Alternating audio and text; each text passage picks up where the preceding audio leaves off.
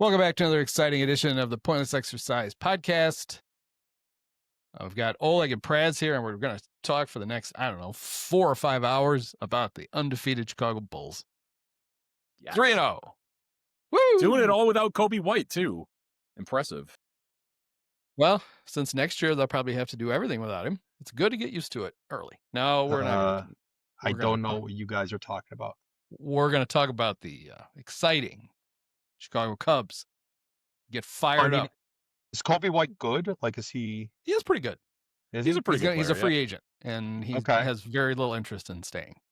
Oh, is that right? I can't say I blame him. Because he'd like to go for a team that actually is going to try to win. Oh, I got you. Well, the Bulls try to win. They're just not good at trying. Well, no, the players try. The coaches try. The front office does nothing to facilitate it. Well, they have, but I mean, they went out. So I don't mean to start on this, but they did go out and they traded, right? They got Ball. I know that Ball getting hurt sort of okay, so they tried everything.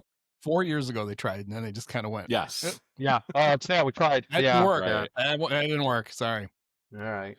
That's worse. I do think Arturas thinks that this stuff might work. Like it's even worse because he thinks he's trying. Yeah, he's trying. This is just what it looks like when he tries. It's not great. Very similar to Jed. Now, Jed gets more credit. Didn't we decide last time that Jed was the Cubs were the best run organization in the town? Yeah, I mean, I don't know. Unanimously, we decided that.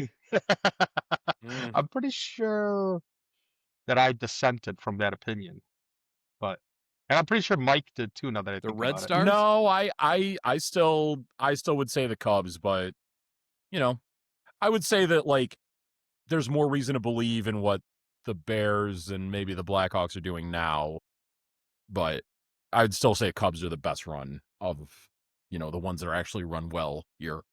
I think if the Bears were better run, they would have wrapped all of their defensive players in bubble wrap. Yeah, so they wouldn't all be hurt. Right. It is bonkers. It's not bonkers, but it's telling how important cornerbacks are to that. And it was the strength of the team in the offseason. Yeah. They legitimately have 4 good ones, and they're all hurt. Yeah. I was going to say the problem is the best one.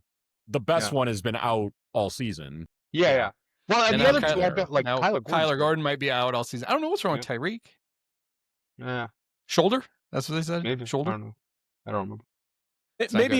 Maybe it's a good thing that he didn't play in a game in the state of Maryland when the Bears were 4-2, because we know how that happened last time. All right. I'm sorry. Do we have to make room for our sponsor before we don't about stuff? This is the real. This isn't a recap. It doesn't have a gimmicky sponsor like the recap does. I don't know what you mean by gimmicky. Gimmicky? What do you mean gimmicky? I don't know why I said the word gimmicky there. I've been eating nothing but Mr. Submarine for the last 3 days. Did you see the sponsor for the last recap? I didn't see it, but I heard it. Yes. You heard it? The classic Mr. Submarine ad? Oh, yes. One of the all-time best.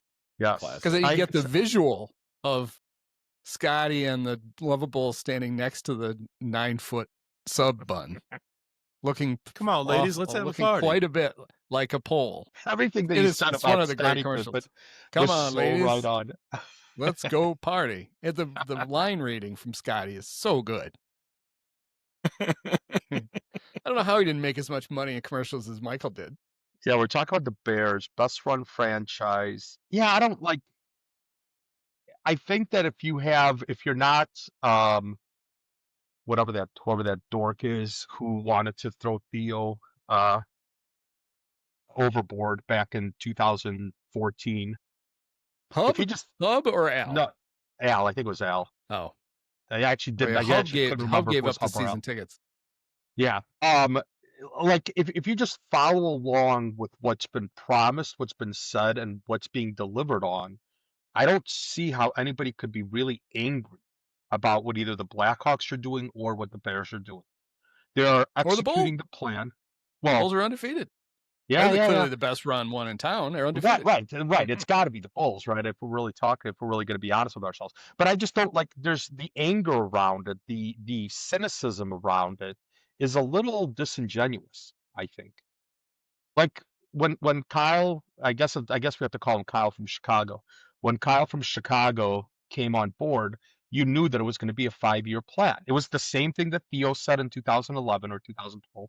It was the same thing. Like, it was just, they told you what was going to happen. And so now to be angry about it is a little bit privileged and childish. Yeah. But you're right, because in early 2014, there were Cub fans that were all upset, and they'd only been rebuilding for 2.5 years at that point. It didn't make any sense. That was an IQ test, basically. If you were mad about it, it was that you were a moron. And then they started to show some pretty tangible signs of life towards the end of that season. Right. Yeah, for sure. Because they brought up that 2014, they brought up Soler, they brought up Javi, right? Javi, Hendricks. It was Javi in 20. Yeah, like you were starting to see, and Chris it's Bryant was hitting 38 home runs in the minors or whatever. Yes. They couldn't bring him up because he still needed to work on his defense. He had to work on the defense. Right. Well, that was in 2015, that, right? And then 7 more games in 2015, and then he'd be ready. Yeah, and that was perfect. Oh, and if for Christmas, if you want to read all about that in the Immortals. Oh, there it is. Yes, there you go. I'm psyched. Is it on Amazon yet? It is, but it's not released yet because I'm still I got this copy right here so that I could go through and see like if the formatting was screwed up or anything else. And then the other book. Can I pre-order? No. Oh. You can't. Anyone else can. You can't. No, it's not. You can't. It's invisible on Amazon right now. And then the other book is about ready to go to be turned into a draft. So, there's all kinds of stuff. People are just gonna have to throw their money at me for Christmas. It's gonna be great. I like it. I'm cool with it. But anyway, so the point about the Blackhawks, and like I can see where you can make an argument that they signed the wrong veterans, although they're playing pretty well right now, Teuvo and Bertuzzi and all them. But it's like you have to look at this in the big picture, and it's like I just can't understand why people are angry about it. Like I can. It sucks to lose. It's not dissimilar to Bear fans who are back on the ledge again. Yeah, after 1 week. Yeah.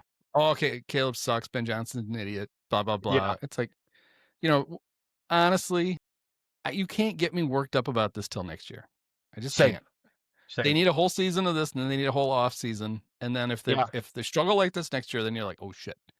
But until then, I'm just gonna enjoy the fact that they don't humiliate themselves on a weekly basis, and occasionally they do really cool stuff. Yeah. So, I mean, even last week, even this past week, Caleb still threw for 285 yards. He still threw for 285 yards. I know that it's half of that was on that one play. Well, not half. DJ. Yeah. With the incredible. Dude, that was crazy. Yeah. That was awesome. But I get it. Like they're clearly not as good as a healthy Ravens team. No, but, I mean the Ravens, even without Lamar, they're starting to get all the. That's a Super Bowl roster that the Ravens have. Yes. Indeed. And the Bears can't match up to that. No, I mean we know they couldn't match up to it. Yeah, just like I do think if Lamar had played, people would be less pissed. That's probably you know what that's probably a good point. But I also probably would have. They probably would have given up 50 points. Right, I was going to say they probably would have given up 50. So maybe they'd be just as pissed as they were in the Detroit game. Yeah. But whatever. But it's clear that the Bears aren't that good. It's clear that the Blackhawks aren't as good as the Dallas Stars, and I know that they beat Tampa Bay, but they're probably not as good as the Lightning. And the Lightning are a little banged up also. So it's like they're not as good as the top teams, but you could sort of like if you're not seeing the progression, then you're not trying to. Yeah, I mean, I think just the thing with where the Cubs are at right now and where those other two teams are at is like just the Cubs have at least taken the next step. They have at least reached the playoffs and had Jed's 5-year plan worked out perfect. They won a wild card round that they shouldn't have been in, and then they lost to the Brewers. Just the way they drew it up 5 years ago when they started this process. The fear that I have with the Cubs is that this is the high watermark. There's a chance that's the best team they'll take to the playoffs in the next few years. Yeah, possibly. But it's baseball. Anything can happen. Don't you know that? You're a fool to take a good team to the playoffs. You might as well take a bad one because anything can happen. It doesn't usually, but it could. maddening. It's so maddening. Like, especially seeing the Dodgers fucking throwing out. I didn't mean to swear. Throwing out like they got 4 number 1 starters, and I know Blake Snell sucked. Well, he didn't really suck in Game 1, and I know that it's at the expense of a really good bullpen. Although the Dodgers probably thought they had a pretty good bullpen going in to the year, but it's just like like you see it in front of you. Even Toronto went out and signed Vlad before he hit free agency. Like, there's things that these teams could do. Well, Toronto had been trying to throw huge amounts of money at guys for a while. Right. And the thing to remember about Toronto is they are not a small market franchise. They're a Correct. huge market Yes. franchise. Toronto Yes. is the 4th biggest city in Major League Baseball, and the biggest city without a second team. Yes. Yes. They have that whole country to And themselves. I was just gonna say that all of Canada basically. So And so they are not. They're not cheap. No. So And they got the disadvantage of the Canadian dollar. yeah. yeah, Well, just I think of don't the think I don't think just they think of care the about tariff that Trump's going to put That- on all the okay, on maybe all with those that. players. Going to be paying. I saw the Montreal Expos documentary on Netflix. I do want to see that. Who killed the Montreal Certainly, Expos? Yes. You will be. It will anger you. Oh, I'm Interesting. that whole thing was ridiculous. I read well, he's Shōta Carey. He did some very bad things. He's not back He to wrote- writing, is he? No, this was pre Okay, pre all the beating bad up stuff. his family. He wrote that book about like the 70s and early 80s Expos. And what a fun organization that was. Yeah. And they kind of go into that in this documentary a little bit. It's really And they had a plan to build a new park, and then they could never get it off the ground. And then didn't the Bronfmans? Yeah, so yeah. Didn't they sell sold- it to some guy who didn't have a pot to piss in? And Well, it's not that what ended up. I mean, you should watch the documentary. But what ended up happening is the guy who owned the Expos since their inception, sold to a consortium of these Canadian businessmen who couldn't get out of their own way. And the I'm guy that they remembering put this in now. charge, they eventually got mad at. And it was basically like, what do you expect when you get a bunch of rich people together to own the same thing? And Major League Baseball was like, we need one guy. There has to be one guy who is responsible for the decisions. And so anyway, the other problem is that none of these rich people wanted to invest all that much money in it, so they had to there'd be like a dozen of them all invested between like $1 million and $5 million, and it's like whatever. But it's David Samson doesn't exactly come off as a very sympathetic character. And I was just watching. He was on Pablo Torre's podcast again this week, and Frequent was guest he? there, yeah. he got Pablo and John Skipper were questioning him about it, About the Expos thing? about the documentary, and they pulled some clips that made him look too embarrassing. The one about where the guy said he couldn't, he walked around with a mirror and all that stuff, and they're like, I know you don't walk around with a mirror, but otherwise, it's probably pretty close. Yes, because David Sampson was on the Pablo podcast where he talked about the whole Kawhi Leonard thing. Yeah, well, he's on. Him and Skipper are on regularly. Okay. Those two are always on. It's what do they call it? But they talk sports business basically. Yeah. All right. But yeah, I want to see that. And I mean, that was a put up job once Bud installed Jeffrey Loria. Yeah. That was the end of the Expos, and everybody knew it. They did not have no entry. He wanted a team in South Florida. He did not want a team in Montreal. That's right. And then they worked up the trade, right? With John Henry had bought the Marlins, and then they traded front office. They did except George Allen came in and he took all the pencils and the whiteboards. I know the three of us on this particular podcast don't have much love lost for AJ Pierzynski, but on his podcast on Foul Territory, which I occasionally do watch, sadly, he had the director of this documentary on, and it was actually pretty fascinating because at the time of the proposed what they were going to be like disbanded, right? Or what's the word I'm looking for? They were going to be Relegate, like not dispersed or Contracted, relocated, contracted. yeah. Yeah. And at the same time, like AJ was on the Twins, and there were rumors about them getting contracted as well too. That's right. So That's right. And that was because of AJ. Yes, because of AJ. They were like, fuck this guy. Let's just get rid of his whole team. Like AJ, you either have to drop 4 letters of your last name or the whole team goes away. So then they traded him to the Giants, and then that saved the franchise. Not just because they got back Francisco Liriano, Boof Bonzer, and Joe Nathan. Joe Nathan, yeah. 2016 Cub, Joe Nathan. Two great players in Boof Bonzer. In Cub. Yes. Joe Nathan, yep. Yes, he was. 2016 Cubs? Like there are all kinds of guys. Right in the middle of that 5-15 stretch. Can tell you where you can. If you want to read about Joe Nathan, I got a book here. He's in it. All right, I'm looking forward to it. And that will remind me that Joe Nathan was a Cub in 2016. I know that he was a Cub before that, right? Nope, it's that one. That was it for Joe. That was the end of his career. Wait, really? Oh, I guess so. All right, fair enough. Holy shit. He said, if I can't pitch for this crap team, I'm done. I'm obviously over the hill. No, I lied. After the Cubs released him, he went to the Giants for 7. How you don't remember him? He pitched 2 innings for the 2016 Cubs. Those are memorable 2 innings.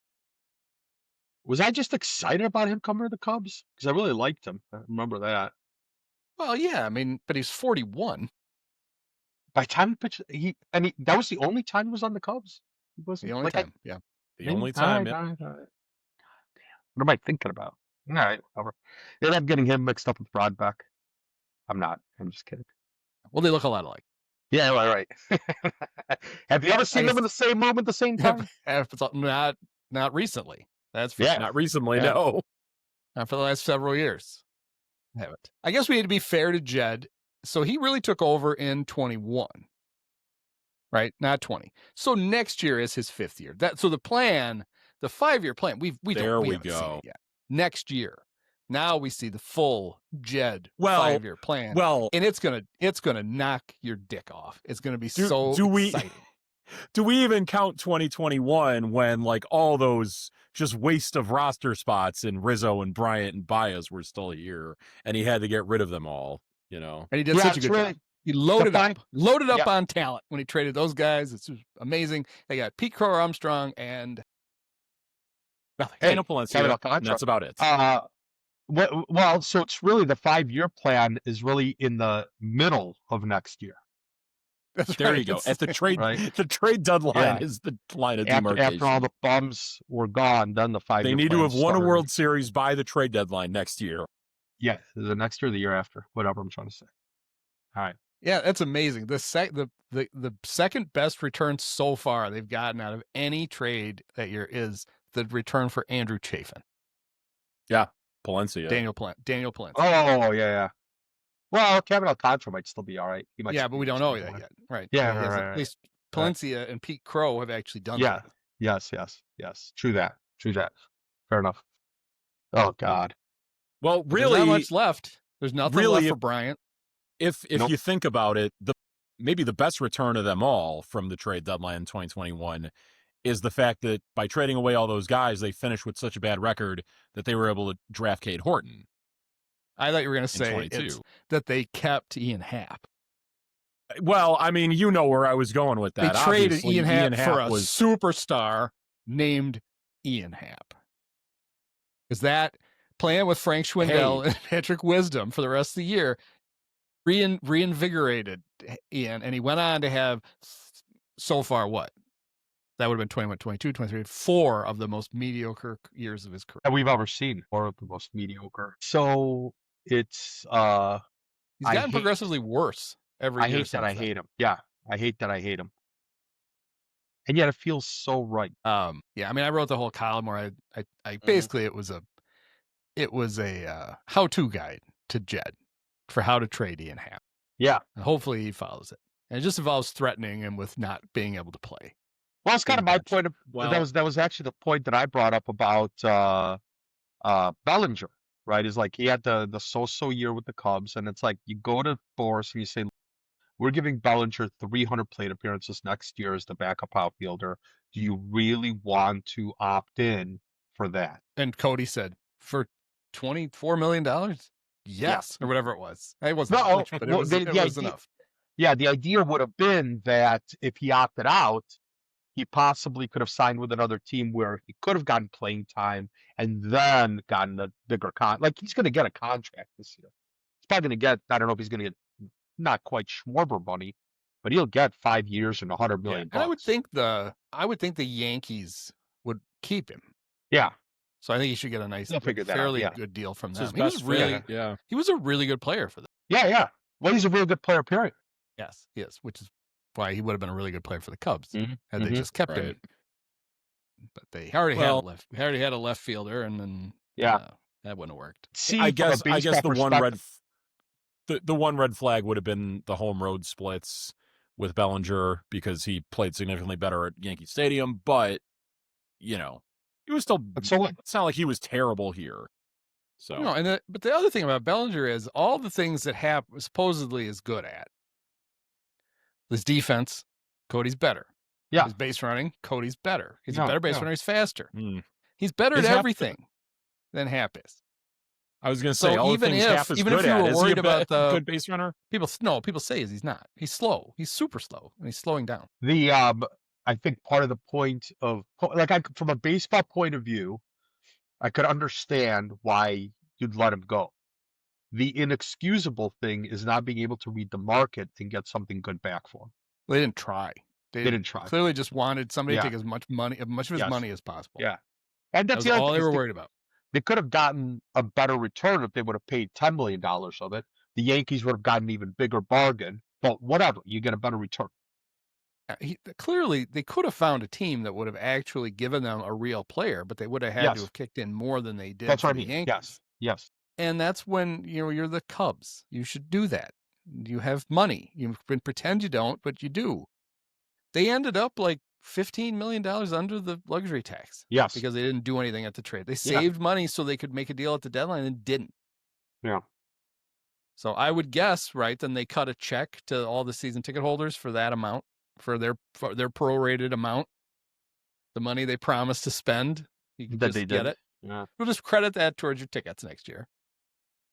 And we're going to raise everybody's tickets by $100,000. Give us that money back. Oh, man. And that's the thing about the Cubs is that there's one of two ways of looking at it. And they're both right. Either they're not spending enough or they are spending enough and not spending it wisely. And both of those things can be true. They're not only bad at ownership, but they're bad at baseball decisions. They spend too much money for a 92-win team. Yep. And not enough. And they don't spend enough to win, to field a roster that could actually have competed with the Phillies and the Dodgers. Yeah. It's not enough. They spend too much for a 92-win team and not enough for a 93-win team. I mean, their goal clearly is to win around 90 games. They build a roster to try to win that. They think that'll guarantee you a spot in the playoffs with a little bit of cushion. But in reality, if you try to build a 90-win team and you have, say, Justin Steele gets hurt or whatever, then I guess it's a bad example because they won, but they get to the playoffs and they didn't have a team that could actually compete with the teams they needed to. And that didn't seem to bother them. They just wanted to get to the playoffs. Yeah, I don't even think that's it, Andy. I think that that's giving them too much credit. They want to build. Well, I don't think the number of wins matters. What they want is they want to build a team that's going to be just good enough to get people in seats and to get people watching marquee. That's it. Yeah, I mean, if they figure out that that's it's the old Donahue mediocrity by design. How do you spend as little money as possible to get as big of a return? Wins be damned. You don't need to have a playoff team. You need to have a team that is in the playoff hunt in September. Yes. And doesn't have to be all of September. Yes. Mm-hmm. Get the fans charged up so they buy those tickets up for the last homestand. And then if it turns out that last homestand doesn't mean anything, who gives a shit? You sold the tickets. Right. Yeah. I think that it's even that I think is getting too much credit.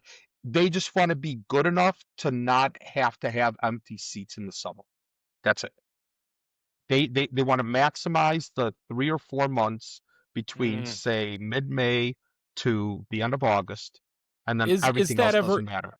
is that ever really the case even when they're bad? I mean, look at like 2022, like their attendance was still pretty damn good for Yeah, a year but that not started but with no hope and ended with, Praz. them Sorry, going nowhere. my point is making sure that people actually show up to the ballpark, not just buy the tickets. Because when you show up to the ballpark, you spend money at the ballpark, and so it's getting people to actually come and see the team play, which is why they don't give a shit about the end of September. I think because those are you're gonna have a couple thousand empty seats at the end of September unless they're really good anyway. But getting them to that point of being really good means spending more money than those couple of weeks of attendance are worth. So it's make sure that everybody comes to the games in the summer, and then by the time the trade deadline happens, well, we've led you on enough. We're not really going to make any moves because that's going to cost more money, and I don't really care if the last 2 weeks are a wash. So to their strategy, this year was Mhm. perfect. Yes. They drew 3 million fans for the first time since 2019. Did they? I thought they were And short of 3 million. 3,017,983. Jeez. So enough people showed up for the last game of the year to push them over. I But mean, I those guess are- playoffs got them over if they didn't Those are already. tickets okay, sold. yeah, 3 Those are tickets sold. 3 million. Because in the good old days, it Mhm, used to be mhm. actual bodies and turnstile. seats. So Yep. there's some doozies, like the 66 Cubs, total attendance 635,000. Yep. Yeah. But that's the thing, right? Is because they want to maximize the concessions. They want to maximize all the other things going on at the ballpark. So you need to have a team that you could lead fans on to thinking is good. And then it doesn't matter if they actually are by the end of the year or not, because you just want people to show up in the summer to buy the beer and to buy the concessions. And then who gives a shit about everything else? Because if they are good, if they happen to be good, then people buy tickets for September and July and whatever. The 1930 Cubs drew 1.4, almost 1.5 million fans. This was right in the middle of their golden years of the. They didn't draw that many again until 84, 85. 69. Oh, wait, okay, sorry. 1.6 Well, million. okay. Really? They- 84 was the first time they drew 2 million. Yeah. They had never drawn 2 I million guess- fans until then. I guess in the 30s, you got to consider what was going on at the time, that it was the Great Depression, though. But, Not still when it came had to some- spending your 25 cents to go to a Cub game. Yeah. You were going. right. But, I mean, had some good Cub teams in that era. I'm surprised they didn't go not even over 1 million for, like, the 32, 35, 38 pennant winners. Yeah, but I don't think anybody but the Yankees did. But I don't know that baseball was kind of like, I know that it was the pastime and you could only listen to it on the radio. So I don't know that there was all that much like I don't know that it was in the zeitgeist enough, which is weird to say about baseball because it was clearly the most popular sport. But I don't know that you have to go to the game. Like the idea of going to a ball game, I don't like was Yeah. the special occasion. So in 30, the Yankees drew 1.16 million. They didn't draw 1 million again until 1946. Is that when did they move? Did they maybe they renovated Yankee Stadium, because all of a sudden in 1946 it's 2 million every year. Yeah. One of the years they were at Maybe the they made Polo Yankee Grounds Stadium bigger. But yeah, then they after Babe Ruth, it was probably, I think it was after Babe Ruth left that they renovated it, right? Renovated in 1974. I don't think that's more. No. Anyway. I don't think it's Anyway, yeah. we're pulling shit out of our ass. But So that's the thing about the Cubs, right? It's like you can't be so bad as to be the Pirates, but you also can't be so But good what are they that spending- it actually costs you money. what are they spending $213 million on? Well, Like to appease the fans. I could build a team that could be better than the Pirates if he gave me $150 million. Sure, So you might as well sure. give me that much. Well, that's the point, right? Of course, the Pirates only spend 83 or whatever. That's why. And that's the other thing. If you're spending $230 million on payroll, whatever the Cubs spend, then you have to be better than the Brewers, who only spend 100. So you're not spending enough to be good, but you're also spending too much to be behind the Brewers. Cubs won more playoff games this year than the Brewers did. Right. But my bet with my buddy Craig who's a White Sox fan living in Milwaukee, was who would win more playoff games in October. So I gave him the freebie. September. I did. I knew what I was doing. I did it on purpose. The one killed you. I know. That would have done it. But instead, we ended up tied, which is in itself a win, considering the Brewers played 4 more. Well, they played an extra series. No, they didn't play an extra series. Congrats, Cubs. You're right on par with playoff wins in October with the Milwaukee Brewers. Yes. Yeah, which is kind of part of the point. Like it's just annoying. It's like this annoying mediocrity. Like to Donahue's point, it's mediocrity by design all over again. See, I'm going down the rabbit hole of like attendance numbers for the Cubs right now. I cannot believe that in 2011, maybe one of the most hopeless seasons in Cubs history, that they drew over 3 million fans then, and it's basically right on par. It was only 17 behind what they drew this year, and when I say 17, I mean actually 17. I'm surprised they didn't draw 4 million. Those were the Mike Quaddy Cubs. Fans should have been. They should have done the old thing where they put the rope out in the outfield and fans just stand behind the rope. Right. I mean, I'm sure they were turning away hordes of fans every game. They had people outside on Waveland with TVs on their heads. Yeah. I mean, I would have. Hopefully YouTube has a lot of those 2011 games. I'd like to spend the winter just basking in the glow of Carlos Pena and the return of Marlon Byrd for a second year and Kosuke. What a club that was. Ugh. But that was the year they drafted Hobby. Jim Hendry's last year they drafted move. Hodger. Yes.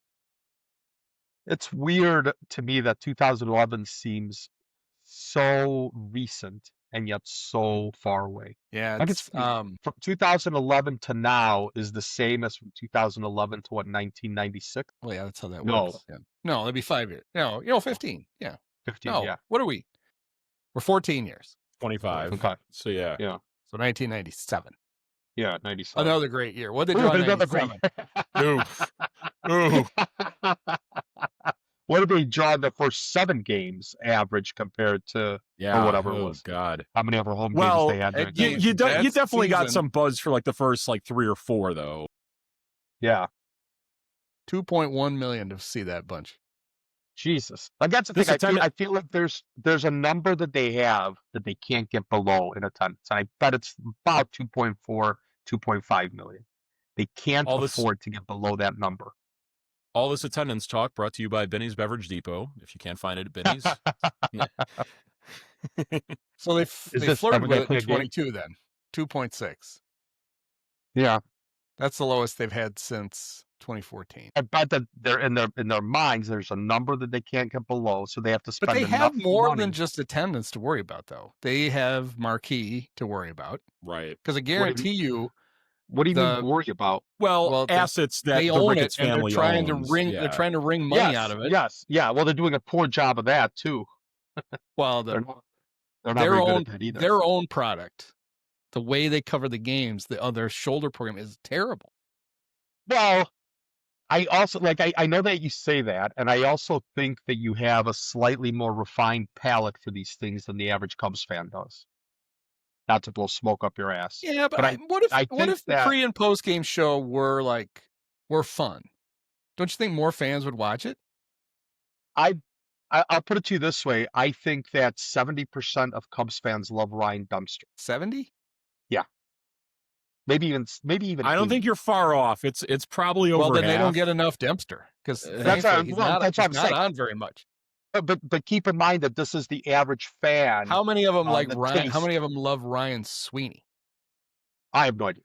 I don't know. Yeah, because that's what you're getting.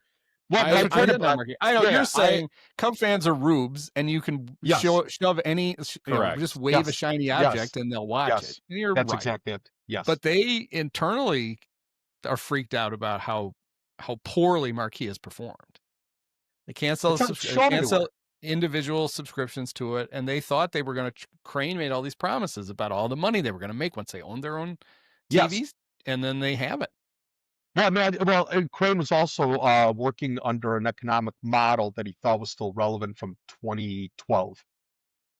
Like if they would have started Marquee in 2012, when did Yes and NESN and Oh, like that one was of those wow, stations. I mean, that's one of the 2000s great, probably. Yeah. one of the great things ever was Crane having the balls to bitch about the media rights deals that the Cubs inherited, with the Ricketts inherited, when he's the one who negotiated them. Yeah. They were his Well- deals, and I know he was working for the Tribune Company, and some of it he was selling to the Tribune Company. So there was I was just cap. going to say, But the Tribune you don't Company get- owned the channel they you mainly don't played get to on for many stay years. there and then complain that the media deals are terrible because you Yeah. were the one who signed them. Yeah. It just shows that dipshit will say anything. He just doesn't. He has Well- no shame. He also has the innovation that's 10 years behind everyone else. Like he's still, you know what I mean? Like it's not like I said, he was just probably 10 or 15 years too late on getting Marquee off the ground. Like if they would have done it back then, right? Well, however that worked, that would have been the time to do it. Now with streaming rights, they're still they seem to still be thinking of Marquee as a traditional over the air, or as a traditional TV station, TV provider, where in fact they ought to be thinking about it as a streaming provider, lowering the price of streaming. Who gives a shit what Comcast pays you? Well, because you're not getting that anyway now that you're on the sports package. So Well, like, that right. This is the year they should change that. They are free now to change that model. We'll see if they actually do it. Until then, they weren't. That was right. those checks from Comcast were nice, big, fat checks, and you weren't going to do anything to fuck those up. But But now it was they're what, gone. 2 years worth? Yeah, it's 2 years worth, right? I mean, or whatever it was. How long have they been? How long has Marquee been around? Since 2020. Oh shit! So All 5 right. years of it. Yeah. So now that money's drying up. So now they have a like if Marquee was $10 a month, I might consider. Well, and that's what they need to. There's no reason for them not to do that now. They need to aggressively go after the people who want to buy it on its own, because they're not costing themselves revenue anymore by trying to do that, because Comcast is only going to pay them for the people that subscribe to the sports tier. Yep. And so who gives a shit? Right. And that's the other side of also, and again, I don't know nearly enough about it, but that seems to be also the trap that the Blackhawks have fallen into. The Blackhawks, the White Sox, and the Bulls. Well, it turned out that every team on the old NBC Sports Chicago fucked themselves. They should have stayed together there, and I always thought that the move for the Cubs was basically to be a bully and say, we deserve more than a fifth of this because we're bringing in the biggest audience. Give us more money. And that's the other side of like the CHL. Like it's frustrating as somebody who really I really, really want to watch the Blackhawks. Like they're fun, they're young. I'm a hockey fan. Like I want to watch them, and I just simply can't unless I change providers. And I haven't even talked about Comcast and getting the stuff up on Comcast. Like I got YouTube TV. I just can't watch regional sports, and that might be YouTube TVs, but like I am the target audience. Or I would think I am. I've got time. You can't. I've got disposable income. CHSN doesn't sell its own. You can't just for 20. Yeah, I could buy any one team for $20 a month, or all of them. Oh, it's only for one team. For 30. Yeah, one team is $20. I'm looking at it right now. In fact, yeah, one team is $20 a month. You get all three teams for $350 a year, or $30 a month. What the hell does that do for frickin' Reinsdorf to collect on two of his teams when, one of them barely has any sort of TV ratings or attendance in the White Sox? Oh, well, it's not just Reinsdorf. Why would the Blackhawks be a part of? Like, this is going back to when the Wirtzes wouldn't show home games on TV. What's the point? The rumor was always that when the Cubs left, the Blackhawks would go with. Right. And then that would give Marquee year-round programming. That'd be amazing. Like I would probably pay for Marquee. I'd probably pay $20 a month for Marquee, even if I don't want to give the garbage. I have a hunch that the Cubs basically, the proposal that they gave them was sucked for the Blackhawks. I would imagine. Blackhawks. I mean, you got $3 a month. You got Sky games on there, and you do have a dedicated Bears show, but as far as winter programming is for live sports goes, Well, you get Wani. Yeah, on Bear postgame. That's worth it all by itself. Because who doesn't want to hear from superstar former Bear coach who always calls the Bears we. It's like, Yeah. fuck you. We were so glad to get rid of you. You don't get to say we. Stop it. Unless you're speaking French, Dave, which I don't think Yeah. you know how. We, shut up. Or unless you're a pig in an insurance commercial or whatever that was with the little twirling things out the window. We. So sometimes when I'm getting ready for the recrap, I will flip over to Marquee because they have but I'll mute it until they show Ben Johnson giving his presser. Oh, yeah. But I flipped over after the Saints game, and they were still showing the end of game 4 of the 2016 NLCS. Cool. And but it was the very end. It was like Joe and Smoltz were wrapping it up. And what struck me was that was a 9-inning game. It was, I got to get this right. It was 3 hours and 55 minutes long. Yeah. Well, here's a stat that they had on the game tonight. The 18-inning game last night in the World Series. They compared that to the 18-inning game in 2018. The 2018 18-inning game took an hour longer. Oh, God. Yeah. There were fewer pitches thrown in that game. Like, I'm trying to think. Wasn't there a reliever on the Dodgers at that time who would take like an obnoxious amount of time between every pitch? Baez. Like Pedro Baez. That's right. Yes. Must have pitched like 2 or 3 innings in each of those games. Somebody was joking about him on Blue Sky last night. Well, it's time to bring Pedro Baez in and grind this to a complete halt. Right. Oh, your ride's here. Oh, can you hear that? Yeah, we hear that. We can also hear you tapping in your desk. Oh, I'm sorry. Why don't you you're running a telegraph office? I'm like, I've got this like I'm a fidgeter, so I've got this little plastic thing. I just keep going like this. I'm sorry. I'll stop. That's fine. Every time I was going to tell you, you stopped. I thought, well, I don't have to tell him. I had one of the college presidents I worked for used to take his pen apart during board meetings. He would get bored and he would literally just start taking his pen apart, lay out all the pieces, and then put them back together. And we told him to stop doing that. So he did. But he had a clicky pen and he would like sit. We started to have to record all the meetings and he was sitting by the microphone and he was just absentmindedly clicking the pen over and over and over again. So I had to give him a new pen that didn't have a clicker on it. Wait, here, Tim. Here's your new pen. Oh, it's nice. I'm like, yeah, it's nice. Take that one to the board meetings. So that stopped him. There you go. Perfect. So he's trying to transcribe off the recording. It's just click, click, click, click, click, click, click. Hey, look at this. Here's something interesting. Shohei Ohtani's no longer pitching in the game, but just took an at-bat. How's that possible? So do we got to re-explain this rule to you? But we were talking about this before we went on. This fits into my sports rules should be designed for cool things to happen. Like this is a cool thing. Like this is a good one. That's a good rule. Yes. But I also think that it should be more extreme than that. And I think the example I gave was in the Bears game against the Commodes in Washington, when Rome made that great like leaping, and then there was would have been a touchdown. What's his name? The Canadian Eagle had lined up like a fraction of an inch off sides, so it didn't count. There should be like you should be able to appeal that. There's a replay booth and there's a cool booth, and you appeal that to the cool booth, and they're like, no, that play was really cool. No penalty. The penalty is waived, so that the cool thing stands. But it's got to be within reason. Like the cool thing couldn't happen because of a penalty.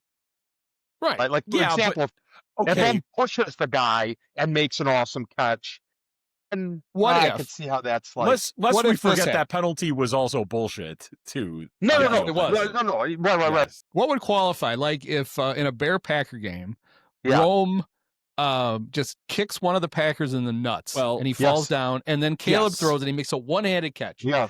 And so he got open because he kicked the guy in the nuts, but he made the great catch. I would argue both those things are cool. Exactly. Potentially that's two cool things. 2 touchdowns? Perfect. Yes. 12 points? Cool exactly. Yes. That's 2 cool things that happened. I'm in. Right. Now, if they were just to sort of shove the guy off and then catch it. Well, if it was against the Packers, that's still cool. But if it was like against the Browns, it's like, is that really cool? When you bring up this idea, the first thing I think of is a Bears-Packers play Remember the return touchdown that Johnny Knox had in like Yes. 2011 that Yep. got called back? Yeah, that should have went to cool review. And Well, It why should've. did he get called back? Well, what? there why was did a he that get was holding called back? penalty on the punt. And then they looked at it and there wasn't, like, there's no way Okay. he held. It was it was a bad call. So that made it worse. It was Yeah. a wrong call that eliminated one of the coolest returns ever. And the Chiefs have since run it, and it worked because Dale Tobe took it to the Chiefs, and he waited enough years for people to stop looking for it, and then he ran it and it worked. But yeah, and it's a simple play. It's just everybody on the defense runs like they're like Devin. I think that was Devin, right? He was still there, but it said Johnny Knox returned it. Right.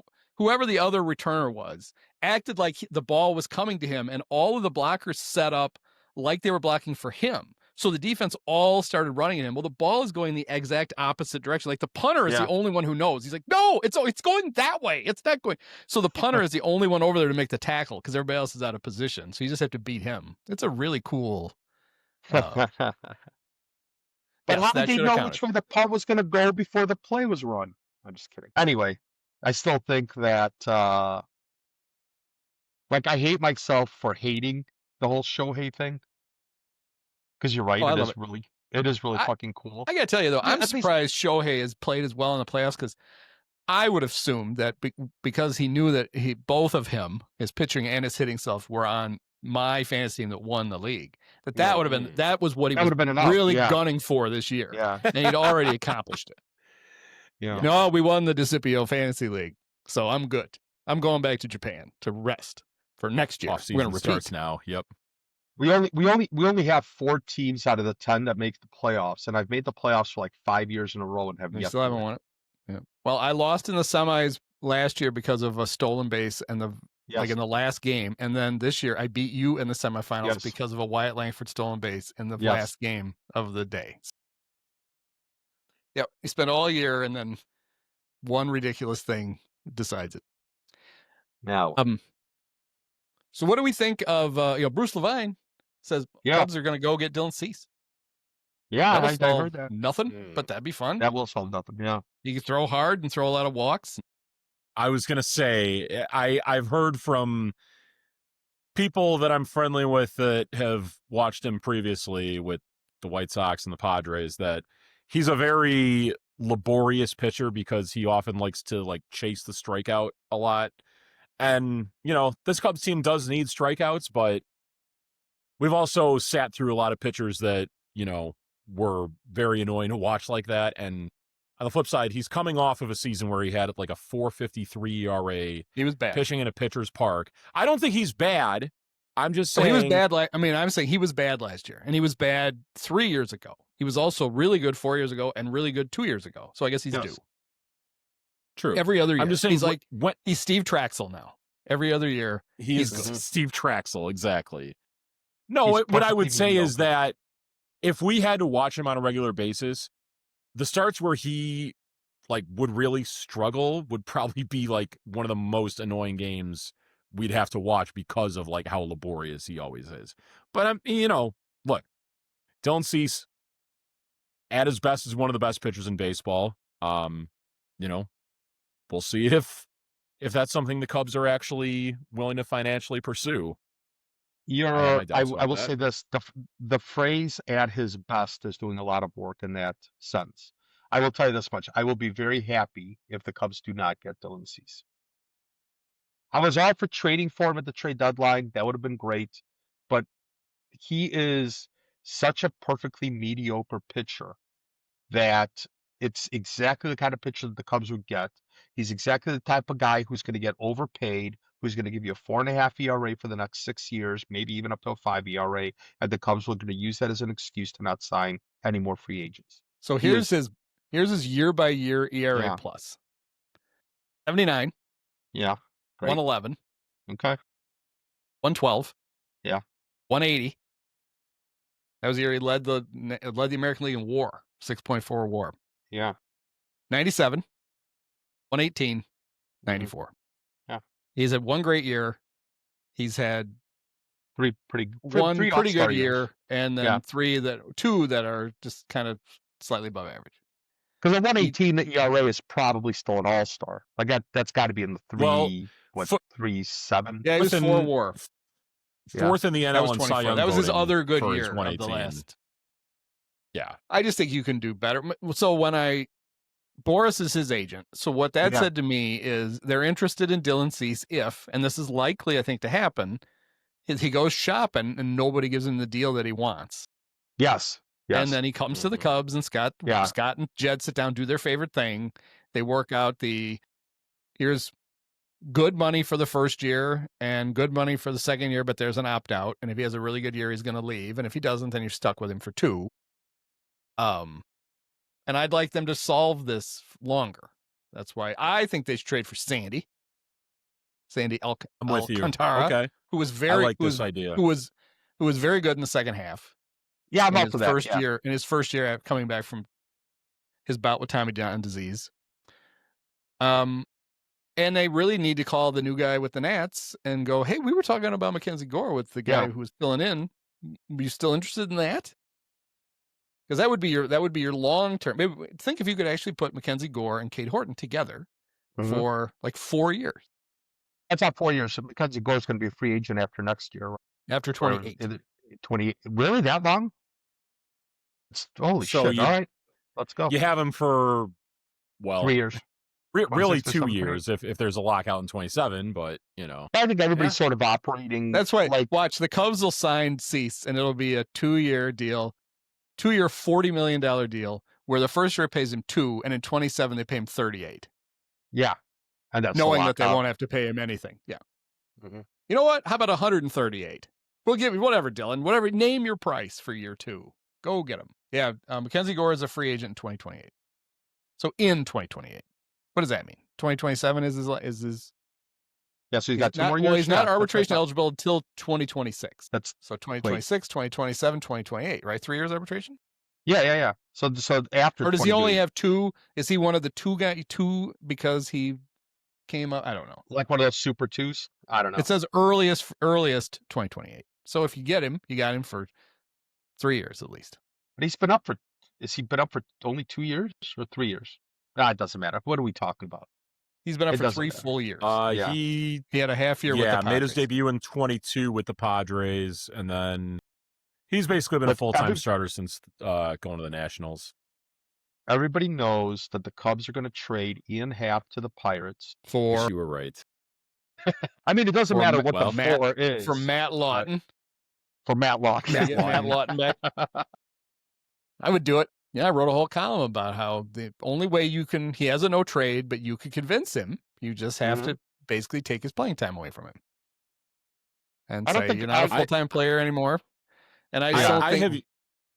I'm praying. Jed has he does the one unexpected thing every year. Yeah. Right. Yeah. Fires David Ross, hires Craig Counsell, trades for Kyle Tucker. Mm-hmm. If this year's is he offloads Ian Happ somehow, I would consider that the best of the 3 moves. Imagine a world.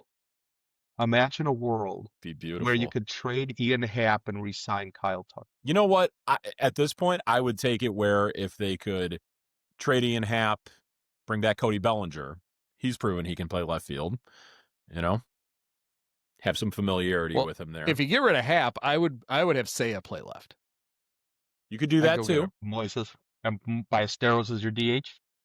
Yep, that works. So I would like to shoot higher than Cody, but I would certainly take Cody and put him. But if I got Cody, I'd put him in right field, and I put Seiya in left. He's a better defensive outfielder than Seiya, and Seiya should be perfectly fine left fielder. He filled in for Happ.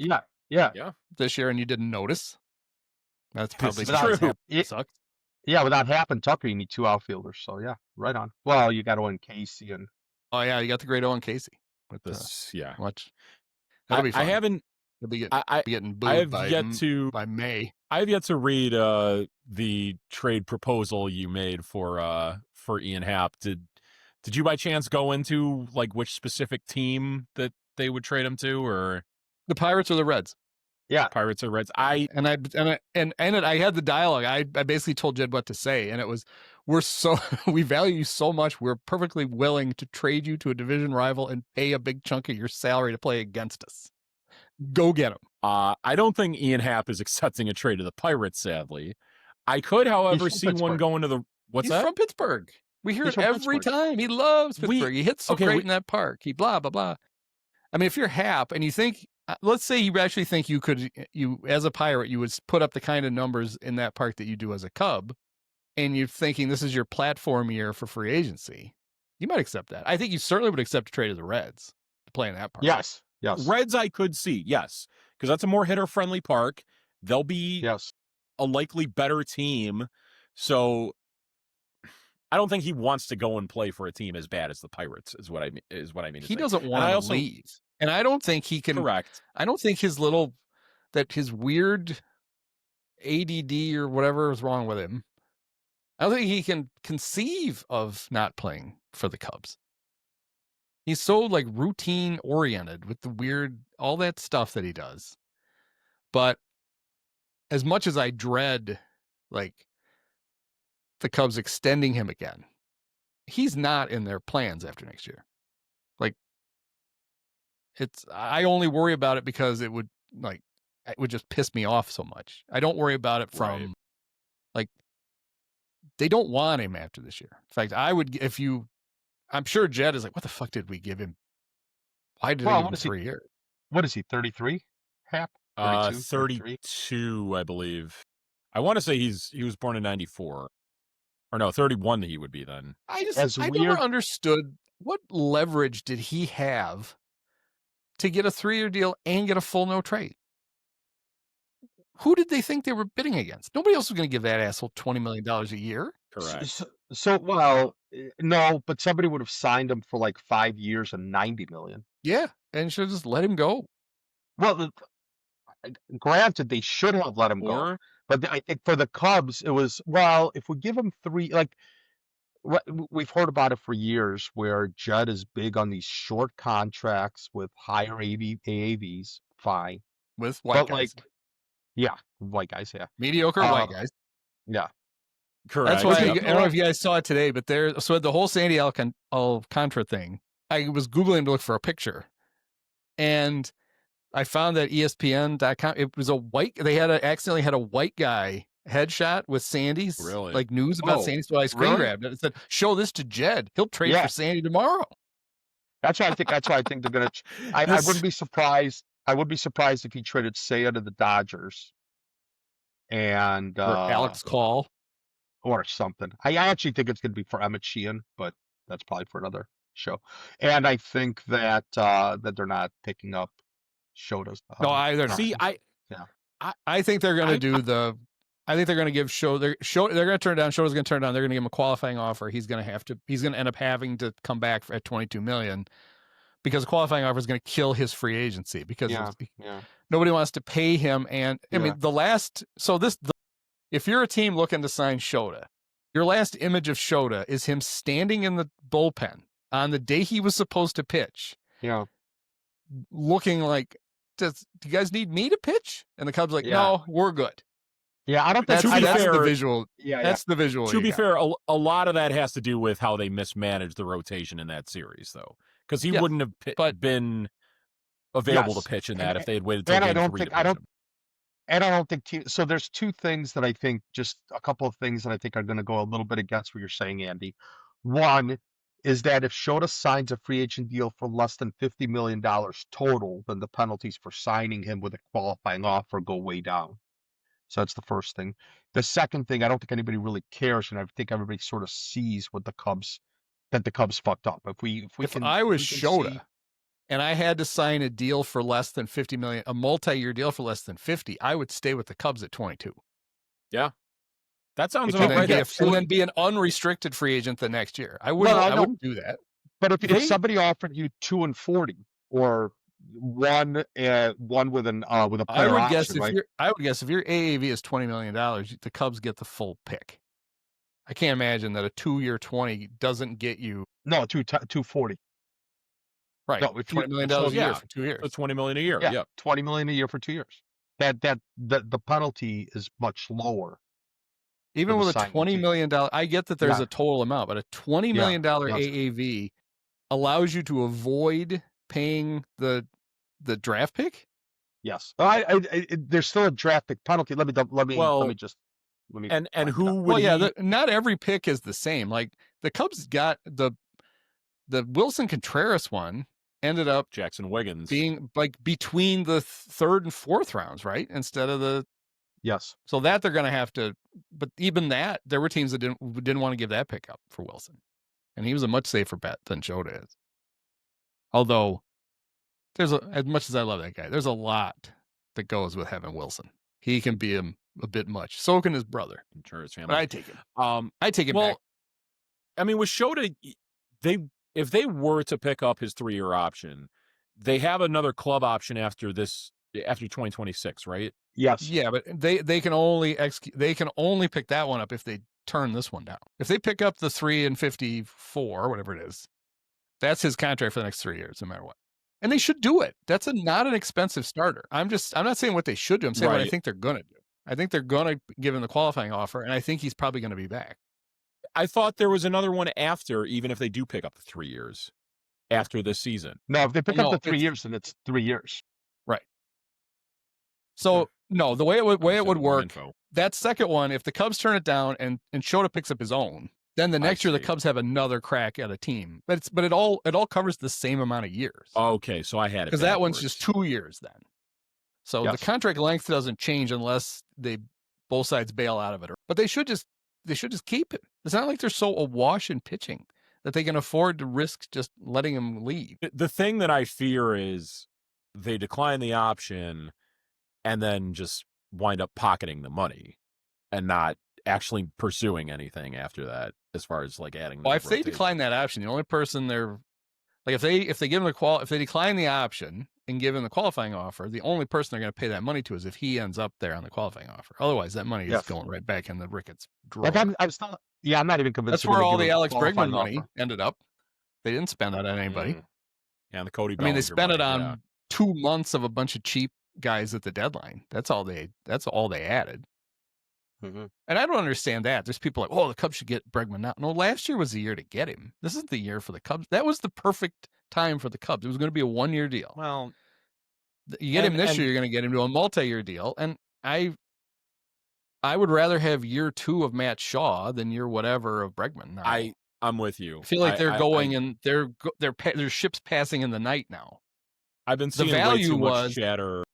Go ahead. The value was to sign him and then not have to push Shaw this year. Not once you played him for a whole year, might as well keep him. Exactly. That doesn't make any sense.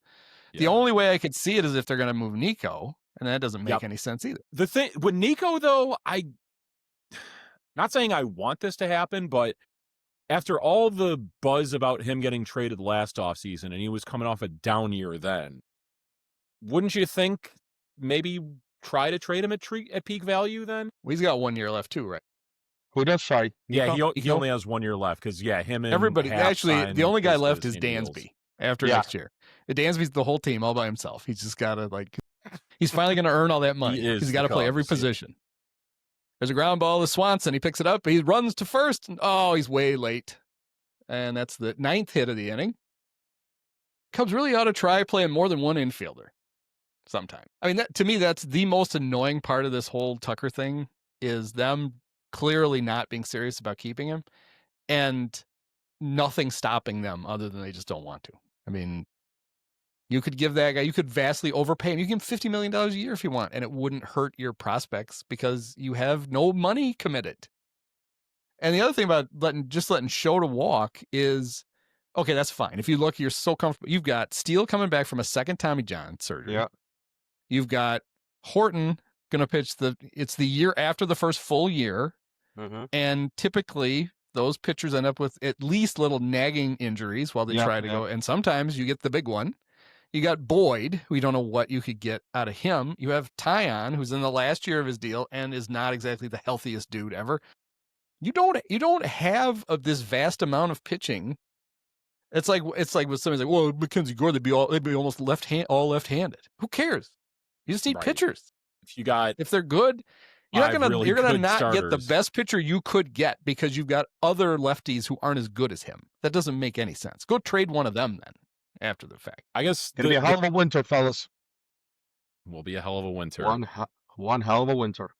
Well, I mean, the thing I wonder about with Tucker is like, what kind of price tag is he going to get this offseason with a lockout looming and all the rumors going around that this lockout may result in there being a salary cap in baseball, where if he signs like a super high AAV long-term deal, and then there's a salary cap that his team has to comply with, and say it's a team that had already spent a lot in free agency in previous years, like the Dodgers, like the Mets, you know, how is that team going to get cap compliance at that point there? Would they be looking to trade him? Would that maybe make Tucker more willing to take a shorter term deal, you know, maybe like the kind that Jed would be looking for, a short term, like high AAV deal? Well, I think that's like Jed, that's like the only way they would bring him back. Like, I'm sure Jed, when he's like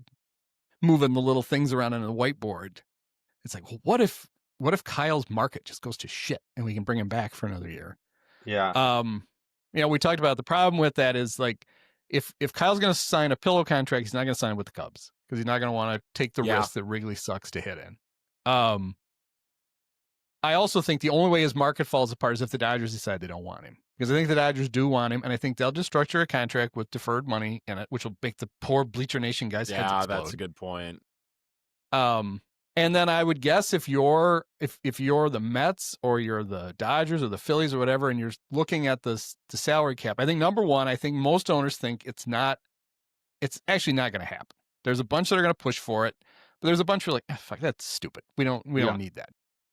But even if there is one, then they're going to somehow have to find a way to grandfather in, because they've got guaranteed contracts. It's not like the NFL where it was, within 3 years you could get under the cap. You can't.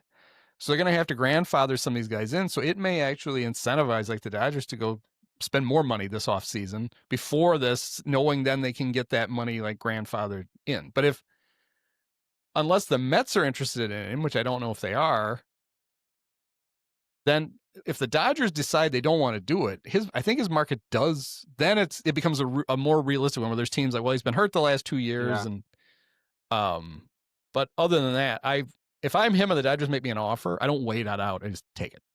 Yeah. Well, I think don't go shop that offer. Yeah. Take it. Well, there's two teams the reason why I don't think Kyle Tucker's market is going to crater is because the Phillies and the Yankees exist. And I think that those two teams would absolutely, the Yankees, if they lose Bellinger. Are we sure the Phillies are going to be, the big spender that they've been? I thought that, Why? Why would they not be? I thought that there has been reports out there that like they're looking to trade Harper, or they're probably not bringing back Schwarber. Yeah, I don't think that's got nothing to do with salary. Okay, so the Harper thing though was Dave Dombrowski basically talking about, he was asked, like, he never said anything about it. Was Joel Sherman was talking about it, saying, Bryce has been hurt the last few years, and actually what's happened is Bryce signed that 13-year contract for $25 million a year, and has been the last couple of years trying to get the Phillies to redo his contract. He wants more money, and the Phillies have basically said, you're a $25 million player right now. Like, you're a great player, but you only play like 2/3 of the season. So you're like a $30 million player, and we're paying you 25, and that's what you're making. So you're not going to get traded. So the host asked Sherman, and said, would you be shocked if it traded Bryce? And Joel said, I wouldn't be shocked. He said, but I don't think they're going to do it. And what got reported was, New York Post reporter says, not be shocked if Harper is traded. And then Dombrowski immediately came out and said, we're not trading Bryce Harper. Yeah. So I don't have to worry about that. The things they've been talking about with the Phillies is more like a structural thing. They want to keep Schwarber, but what if some team just blows them out of the water for Kyle, and Kyle decides he wants to go? It sounds like he's going to bring JT Realmuto back. I don't know why you would. I don't think he's got anything left. Yeah. Castellanos is finally gone, which opens up right field for Kyle Tucker if they want to go get him. The Phillies are still, their window to try to win the World Series is closing, but it's still open. And I think that's a guy that they probably would take a long look at, because they really haven't, for as good as they've been, as good as their offense has been, they haven't had a lot of outfield production. Nope. That's right. You know, That's true. DH Yep. and the infield is where they get Yeah. all their production from. The one thing I'll say about the Phillies is this: the one area or the one scenario where I think that they don't sign Tucker is if Wheeler really is out and they need to get another top pitcher to go with Sanchez. They get Shōta. Well, I think they'll end up with somebody like Framber Valdez, but Yeah. yes, Right. to your point. So that's the Well, only way. and But I do think I think Andy, to your point, I don't think the salary cap is a realistic thing. I think the owners are just using it as a negotiating tool right now. But I don't think the salary cap's going to I happen. think It's just not. I think you're right. But I do think there are owners, and I think the Cubs owner is one of them, who really, really, really want it, and they really want to push it, and they think they can push it this year. But there's enough. I don't think it's ever gonna. I just don't think it's gonna happen. I think what's gonna happen is another bunch of bullshit, meaningless luxury tax penalties that only the Cubs I could see hide that. behind. Okay. Yeah. But it could take a long time to get to that because they want a lot of concessions. They want to cut the players' revenue sharing part. I mean, that's the big thing they want to cut. And you're right. They waive we could just do this salary cap and then your revenues are capped, or at least your share is capped. Yeah. Yep. I don't know. I still hold out hope, and I keep saying it so that maybe it'll come true, but it won't. Is the idea that if they do a lockout in 27 is horrible timing for the long-term financial future for their TV contracts. It's terrible timing because all the national ones come up after 28. And that's why I kind of wonder if they can talk some of the hardliners down and say, let's do a shorter term deal than we normally do. And we can really screw the players after we get all the new national TV things set up. But I also think that any national TV negotiations are going to keep that in mind. Yeah, they're going to build in protections for the networks if there's a lockout, which actually might only embolden the owners more because they can be like, we're not even going to piss off the TV guys because they're going to save money too. Yeah, but they're also not going to be getting the revenue, right? The whole idea in '94 was that they were still getting the TV revenue during the lockout. And now if they're not going to get that, then now they're really losing money. I would be shocked I'd be shocked if the deals they have now don't have protections in them. I would think that they did. I would think that they do, especially anything that's not that ESPN is opted out, anything new like that. But the other side of that is it's also going to embolden the players, because if the players know that the owners aren't getting the revenue that they normally would from TV, then they'll play hardball. And the union, I think, has enough cash to be able to kind of withstand at least something. Like, the players aren't going to be getting paid, right? That you're not going to get $20 million a year from the union, but the union will pay your food bill and your housing. You could get into that thing like when the NBA had the lockout. And the way it was supposed to work was the richest players were supposed to get the least amount of the shared money that they had pooled, the strike fund or the lockout fund. Yeah. And you had guys like Kenny Anderson complaining to like the media. He's like, I got 7 cars. I got bills to pay. And it's like, you have 7 cars. Yeah, maybe sell 6. Right. It's like that great line from it's The Replacements, right? Where the quarterback that Keanu is replacing is talking to somebody because they're on strike. And he's like, well, yeah. He's like, $10 million sounds like a lot of money, but I got to pay 10% to my agent. And I got to pay, I got an ex-wife, and he starts ticking off like all of his expenses. And that's how they all think in reality. Yeah. I know. I wouldn't be overly concerned about the lockout. I don't think it's going to affect anybody like Kyle Tucker. And even if the Dodgers decide to do something like trade for Seiya instead of paying for Kyle Tucker, or both, I still think that I still think that Kyle Tucker will get his bag. Don't you think Seiya would turn it? He has a full no trade too. Do you think he'd turn it down? Does he really? Yeah. To go play with Shohei? No, he turned it down. He wants to be number one Japanese guy on his team. He doesn't want to go share it with Shohei and Yamamoto and Roki. The team he'd accept a trade to is the Angels, because we know he loves Mike Trout. So try and trade him to the Angels. Oh yeah, the Angels would be like, how much does he make? $27 million. All right, well, will you pick up $26 million of it? How about they They- hired Kurt Suzuki to be their manager and they gave him a 1-year What- contract? Right. Well, yeah. well, That's to be fair, so. hold on. It's Way to a show some 1-year deal with an confidence. option. With an There's option. an option. There's an option. That's hilarious. I'm like, why? What is the point? Maybe. I think I know why Albert maybe. Pujols turned them down now. Yeah. Maybe it was Kurt who specifically said, "I only want 1 year here," because I know that Yeah. this Can is I going to just- suck. Can I get out of here after 1 year? Is there a way we can do that?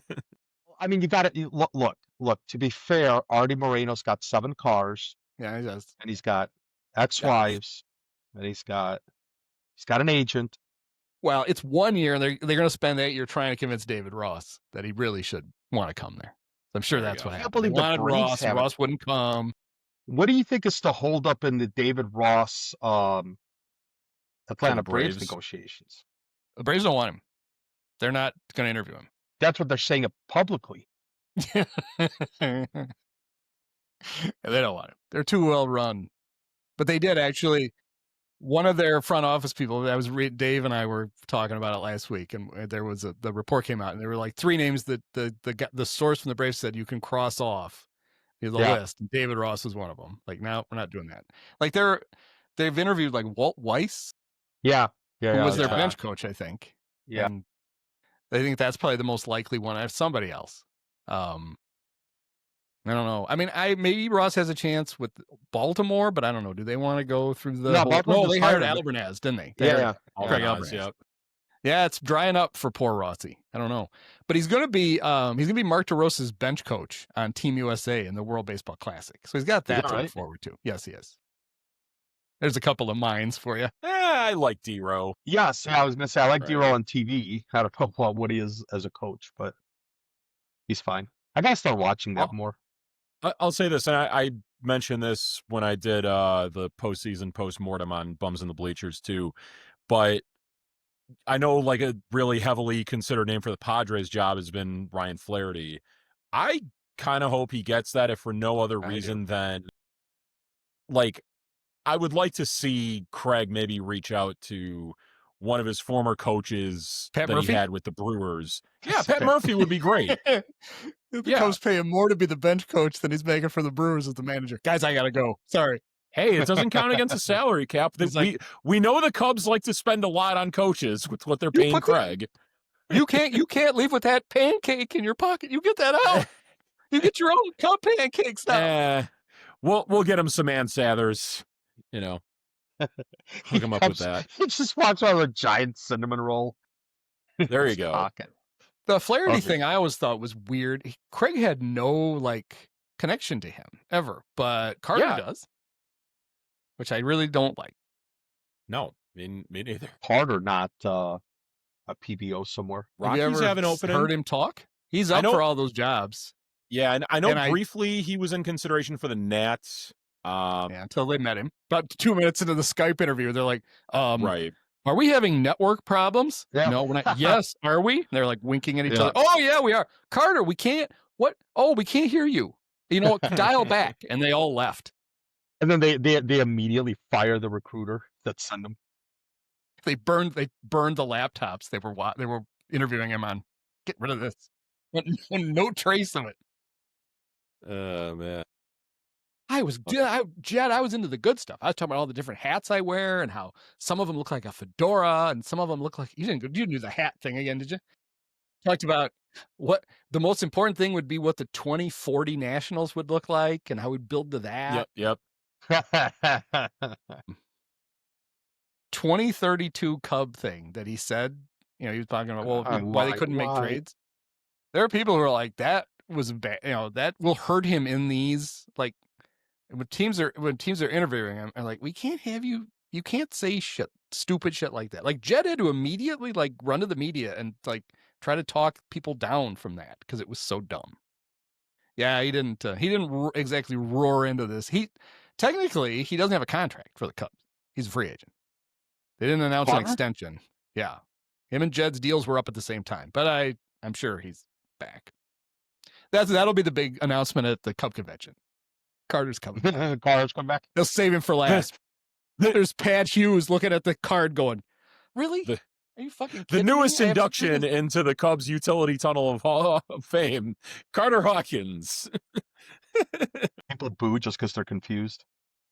It was just who. Are they booing me? No, they're just saying who. They don't know who the fuck you are. Yeah. Who? Boo or Boo Earns. Even Crawley runs up to get his autograph and goes, "Oh no, it's Carter Hawkins. Everybody, let's go to the other ballroom." And everybody leaves. Right. Oh man, All right. Well, is that it? I Have we guess have that's we it. have we run out of Carter Hawkins jokes? I'll throw one thing in there since I briefly mentioned the utility tunnel of fame, and we talked a little Ian Happ earlier. I think it's inevitable. Like whenever his what is the possible thought? What is the possible? Well, thought? hold on. that No, you're gonna appreciate this. I think it's inevitable that when his time with the Cubs is up and then he retires, like they love him so much that they're probably going to put him in that stupid thing. I think Ian Happ will become for us the equivalent of what the Cubs Utility Tunnel Hall of Fame standard is that the Baseball Hall of Fame standard has with Harold Baines. That you need to Oh God! you need to equate to Ian Happ's WAR as a benchmark to make your way into the Utility Tunnel of Fame. Did we talk about the whole thing that if you mention that you have to give a trigger warning to Donahue throwing his Huey, I'm phone sorry. I love you, but somewhere? we know it's coming. Oh boy! Who do we think? So who do we think is the worst player in the Cub Hall of Fame? I don't even know. Dempster's I'm not in it, even right? sure I could name everyone. Is Dempster's not wait, in, but I would guess Dempster will get in. They'll do the bullshit. He's the only Cub with 50 career wins and 50 career saves. Like that. Talk about the low bar. It might be, well, Kessinger had won a bunch of Gold Gloves, so I guess he doesn't count. Right. I'm looking And at it real quick he's as we beloved go by down the older list. generation of Cub fans, so Glenn Beckert is kind of, that might be it. It's not Sean, I don't think. We know it's not Wildfire Shōta. it's true. Randy Especially for how he Hundley got that might run to nickname. the front of this Ooh, list. Randy Hundley's a good Oh, one. man, I don't even know.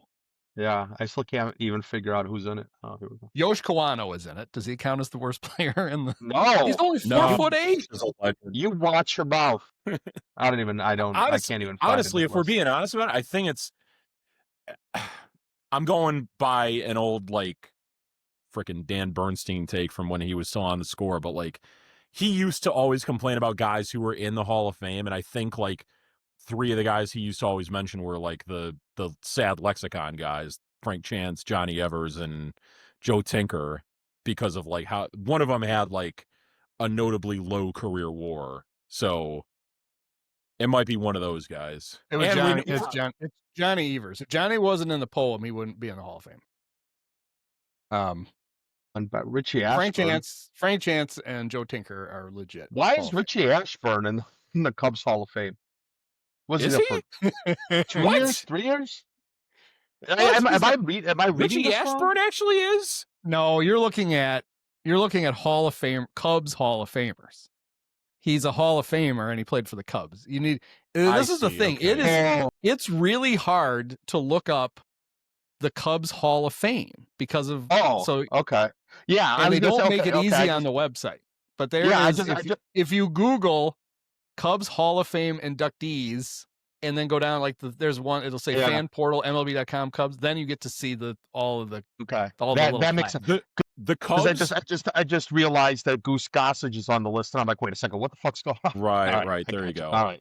The Cubs need to officially collaborate with us. We gave it an official name, the Utility Tunnel of Fame. That's what it is. Think about how easy it would be to find. Yes. I'm going to guess that it's either Glenn Beckert, 15.6 WAR. Even Johnny Evers was 47.7. Okay.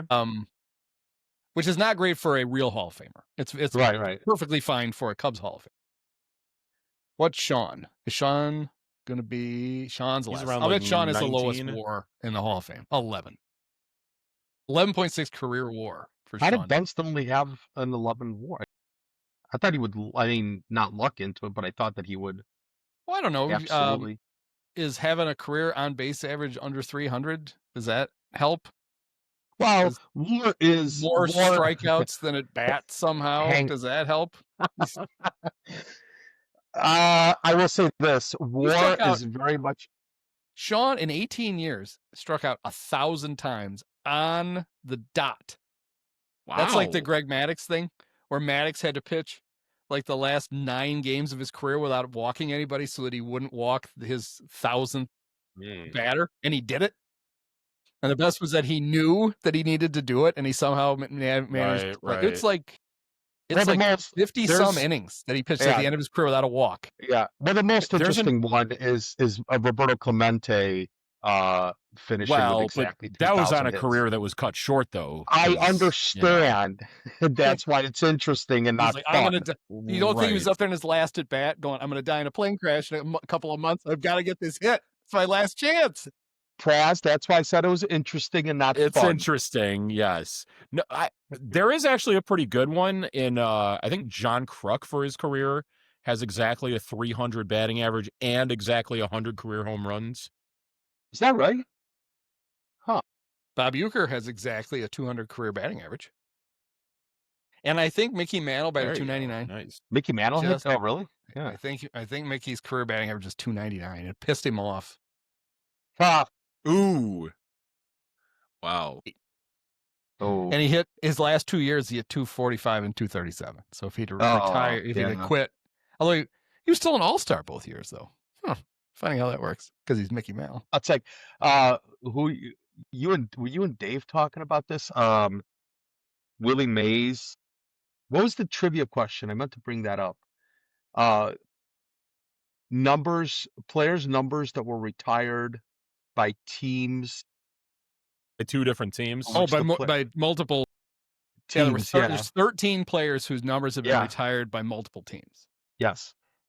I'll I bet. was yelling. Well, as soon as you guys brought that up, I was yelling Hank Aaron into nobody in particular as I was walking the dog. I'll bet I have it here Yeah, in my the wonderful Brewers. notes. Well, the interesting thing is like the Mets retiring Willie Mays, the Brewers retiring Hank Aaron. Hank Aaron. Yeah. You got Maddox with the Cubs and Braves. Well, but that's no. I'm not. I'm just talking about the interesting ones where like the number was retired by a team I that gotcha. had no Only there business briefly. retiring the number. Yeah, not even briefly, but like at the end of the year. Like, I mean, the one that the one that people tend to think about is Willie Mays ending his career with the Mets. Being 40. Yeah, there were some weird ones. Not 48. I thought I'd have it. Wade Boggs is one. Yes, with Red Wade Sox Boggs. Because it was Rays. in his Yeah. contract. Yes, He signed with the yeah. Rays, and they had to retire his number. yes. Because I was yelling at that like Wade Boggs with the Rays. Wade Boggs with the Rays. That was the other one. Well, I had them all. I had a Couple of list. other I can't interesting find ones. it now. Yeah. There were a couple of interesting ones where it's like, I mean, like there's got like Frank Robinson, right, deserves to have his number retired by both the Orioles and the Reds. Like that's just, it's a no-brainer. Well, who was the one that Greg Maddux, right? Like he was, Right. The Braves and the Cubs. That Like- makes sense. Like Carlton Fisk would fit that bill too. Yeah, Carlton Fisk. White Yeah, Sox like and it Red makes Sox. sense that it's not. But like the ones where it's just like, why is that number retired by that team? Those are the ones I find interesting. Like I said, Hank Aaron with the Brewers and Mays with the Mets are the big ones. But it's also interesting. Like I remember when I was a kid seeing and not really appreciating as much as I do now how like you had guys who played like 23 or 24 years with the same team. I think Brooks Robinson may have played like 22 years all with the Orioles, and I think he made the All-Star team like 21 times or something like that. Like it was just an obscene amount. Yeah, there's somebody. One of those guys has more. There's some Hall of Famer I think who has more All-Star games than seasons played. Yeah, because they Because played the for a Right. few One in the years middle. they played 2. They played one Yeah. after the season too. Yep. Yeah, like in the 40s. How about or this? Did you 50s. know that? And I know this because they just tied the World Series at 2 games apiece. But when they show the banners in Rogers Center, it'll always be Sky Dome to me. Yeah. Roy Halladay's the only Blue Jay with his number. Really? They have a Ring of Honor. Oh, So they Okay, have so Joe Carter and Yeah. those guys are on that, but he's the only one with his number retired. is 32 the only number. I don't know well, if they that's- do like the Bears kind of like take numbers out of yeah. because they can't Circulation. really they have to get Circulation, permission now to yeah. retire Yeah. a number. Although that should loosen up now that you don't have to. What screwed them was when the position requirements on offense, where guys could only. Well, it's on both, I guess. Right. Linebackers are supposed to be in the 50s and whatever. That's all gone. Yeah, because now you've got Drew Dahlman wearing 52, right, or whatever number he is. It just looks funny as an offensive lineman. When offensive linemen begin wearing single digits, that's when I'll really get confused. Yeah, exactly. Wait, Halliday, do you is Damaso Garcia in the Ring of Honor for the Blue Jays? I would hope him and Alfredo Griffin both should be. Yeah. As a kid, they were interchangeable. I didn't know which one was which. I knew who Damaso Garcia was just because of the baseball cards. He was always my favorite. I don't know why. I have no idea why. I think when you're a kid, like the player you see the most, like that you have the most baseball cards of, tends to sometimes end up being your favorite. You just keep just the okay. So it's not the Ring of Honor. It's the level. It's the level of excellence. Level of excellence. The level of excellence. And so here are the level, like one of those balancing levels to make sure that something like a picture's on straight. It's got the little air bubble in it. Yeah. Here are the members of the Blue Jays. Jose Bautista. Okay. George Bell. Sure. Joe Carter. Okay. Tom Cheek. Okay. Tom Cheek. Who the fuck is Tom Cheek? I don't know. Announcer, I want to say. Yeah, we guess. Oh, okay. Carlos Delgado. Okay. Tony Fernandez. Sure. Cito Gaston. Okay. Pat Gillick. Okay. Roy Halladay. Sure. And Dave Steeb. Did you say Roberto Alomar yet? No. Wow, no Roberto Alomar. Tony Fernandez is. They haven't gotten to him yet. This year, no. This is the whole list of all of them. I thought they had the newest ones on there. That's it. That's the whole ring of. Oh, and Paul Beeston, the owner. Okay. That's the ring of. I don't know. Yeah. Dave Steeb is on it. Pat Henkin is not on it?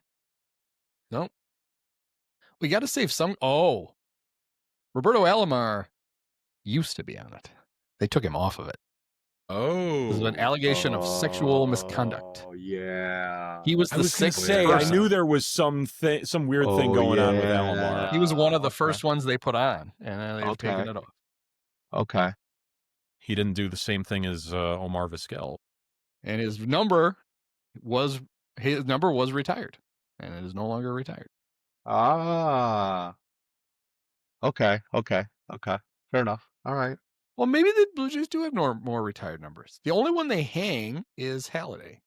Well, Alomar and Halladay were the only Blue Jays who had their numbers retired, and now Roberto's is no longer. Ah. They should retire Dave Steeves. I always like that guy. Level of excellence. What more does he need? The level of excellence. That is a weird. That does bring up a point, though. The Cubs need to do something to honor. They have so many great players. They act like the whole history of the Cubs started in 1969. Mm-hmm. Yeah. They got all these great players, and the stupid coded flags on the grandstand. Nobody can fuck it. Nobody looks at them. Nobody knows what they mean. No. But they're blowing the way, like they're outside of the ballpark. They're on top of the roof, right? They're on top of the roof, and then but sometimes it's just a number. Sometimes it's weird. Sometimes it's like so clever. Like I remember, like the number 20 was up there that stood for Kerry Wood's 20 strikeouts, or Corey Patterson, or Corey Patterson. Oh, they retired Corey Patterson's number, or the number of walks that Corey Patterson had in his career. 10 years. Yeah. They got to think of something. I know it's weird. They have the whole building in Gallagher Way where all the restaurants fail. Couldn't they turn one of those into like a real Hall of Fame? They got a record store in there now. It's just, I mean, I love record stores, but what the hell you really, that? Right, like, what are you going to go buy a record and then go take it into the ballgame with you? Hey man, don't sit on my wax. Hey. Have I shown you my record collection? Pretty impressive. Yeah. It's like out of here. Start talking about music, I'm out. That might be a good cue for us. Right. He just bailed. Sandy. He's right. Yeah. He had the right idea. Many of us have herpes. Post-game show is brought to you by Christ, I can't find it. The hell with it. It's fitting. It's got to be done with one of the best games of all time. Just unbelievable. Got to congratulate the Dolan family. Thank you. Sean, my podcast co-host Andy, you were his favorite player growing up. Oh, thank you so much. Awesome.